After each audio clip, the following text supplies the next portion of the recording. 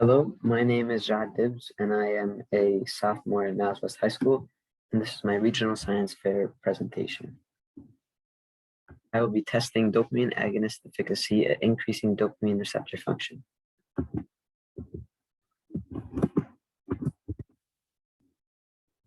I'll begin by talking about Parkinson's disease. Currently, more than 10 million people worldwide suffer from Parkinson's disease, and this number will only continue increasing. By 2040, 12.9 to 17.5 million people are expected to suffer from Parkinson's disease. Also, Parkinson's disease affects the elderly, especially those aged 65 and older, rather significantly. Parkinson's disease is the second most common age-related nerve degenerating disease after Alzheimer's.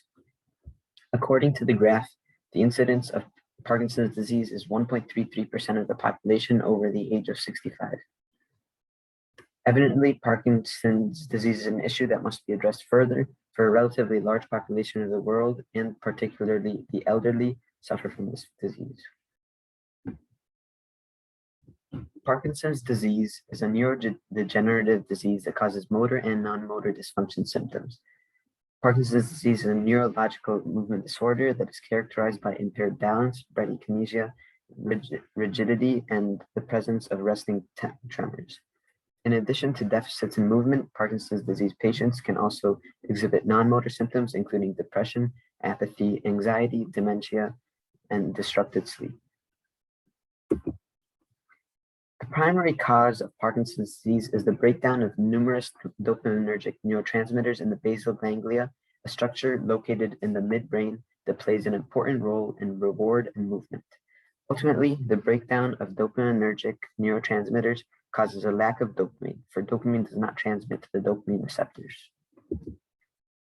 Although there is no cure to Parkinson's disease right now, current treatments such as medication and surgical therapy may help to relieve the symptoms of Parkinson's disease patients.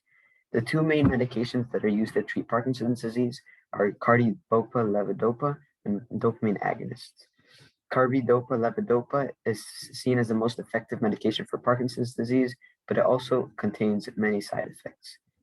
Dopamine agonists are sometimes preferred due to their longer longevity, and particularly in early stages of Parkinson's disease. Now we'll dive more into non-ergoline dopamine agonists.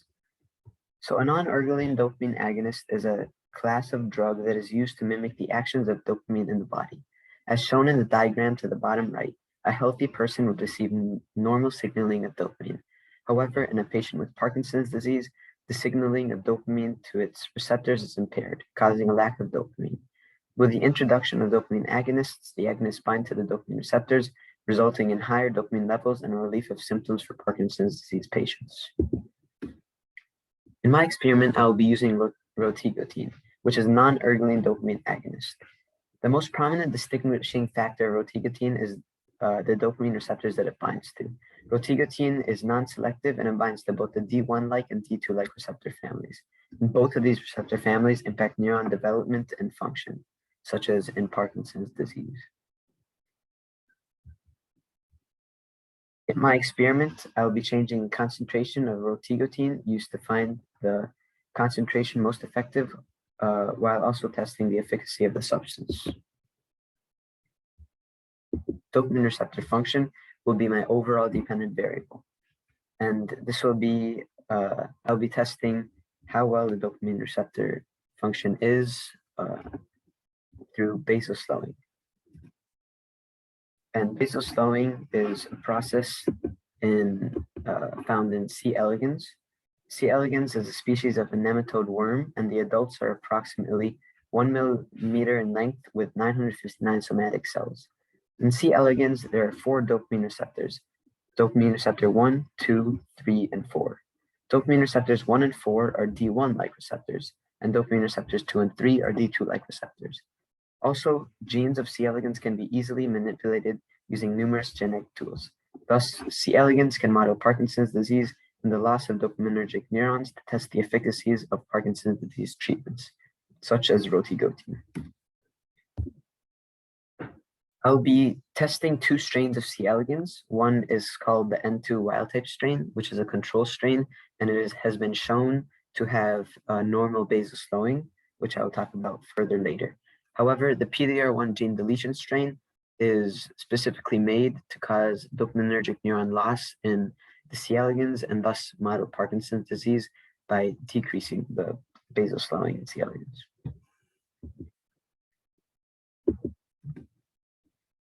As shown in this animation, basal slowing is a feeding behavior in which the rate of locomotion for C. elegans changes depending on whether the animal is in the presence of its food source, a bacterial lawn. As the worm enters the food source, or when it's in the presence of the food source, it is slowed. Here is an infographic. With sufficient dopamine, the C. elegans have a slower crawling speed and perform less bends. However, with insufficient dopamine signaling, they crawl faster and their basal slowing response is disrupted. My overall testable question will be, does the non-ergoline dopamine agonist rotigotine increase basal slowing response and dopamine receptor function in C. elegans? As I said before, I will be using these two strains, and it has been shown that N2 wild type strain increases or maintains a normal basal slowing, while the PDR1 gene deletion strain, in fact, lowers the basal slowing response. And here's my prediction, which shows that the combination of C. elegans with the N2 wild type strain cause normal or, as shown here, increased basal slowing response, while the PDR1 gene deletion strain will cause abnormal basal slowing. In terms of rotigotine, since it is non-selective, I believe that it will in fact cause normal basal slowing, for it targets the dopamine receptors most used in or most attacked in the Parkinson's disease. So I believe that even with the PDR1 gene deletion strain, the addition of rotigotine concentrations will allow the C. elegans to prevent the loss of dopamine receptors in C. elegans.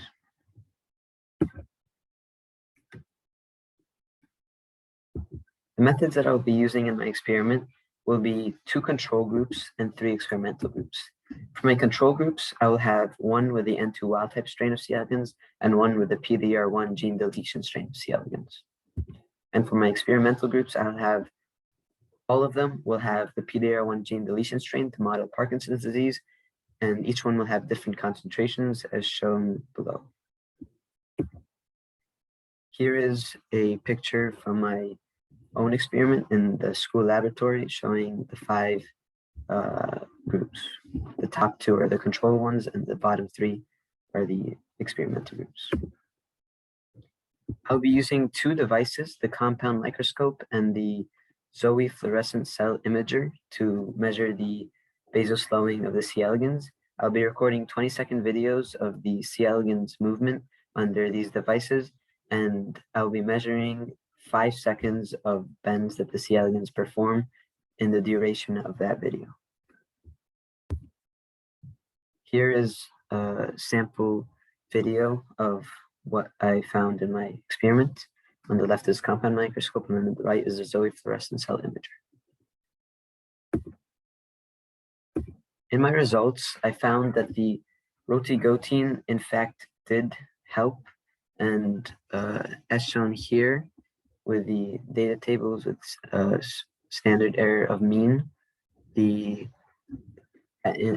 from the initial data to the final data collection, the number of bends in fact decreased and matched to the N2 wild type control group relatively the same in both the compound microscope and the Zoe fluorescent cell imager. Here's a line graph indicating that the rotigotine concentrations did help, especially the highest rotigotine concentration, which is rotigotine 0.001%. Here's a graph with the Zoe fluorescent cell imager, also indicating success with the rotigotine concentrations.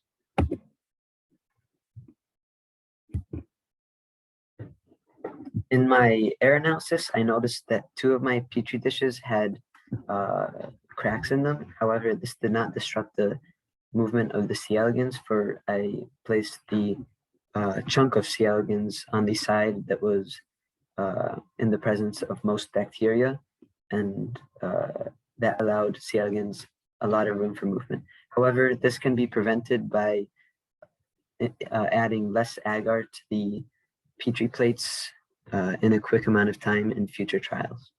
In the middle, it was shown that mold was formed in one of my Petri dishes, which was a 0.0005% Petri dish. And this can be prevented in future trials by limiting the amount of exposure that the NGM agar solution has to the contaminants. And on the far right, as you can see, there's a video of 2 C. elegans seemingly attempting cannibalism due to a lack of E. coli in the presence of without bacteria. For this is day 4 in the trial, and the C. elegans have already consumed all of the bacteria. And this can be prevented by decreasing the amount of time prior to conducting the initial data collection in future trials. In conclusion, the data did in fact support the hypothesis. For the C. elegans with the wild-type strain maintained the normal basal slowing, while the PDR1 gene deletion strain in C. elegans had an abnormal basal slowing. However, with the addition of rotigotine concentrations, especially the highest concentration, the basal slowing of the C. elegans returned to normality. For my citations and references, thank you very much.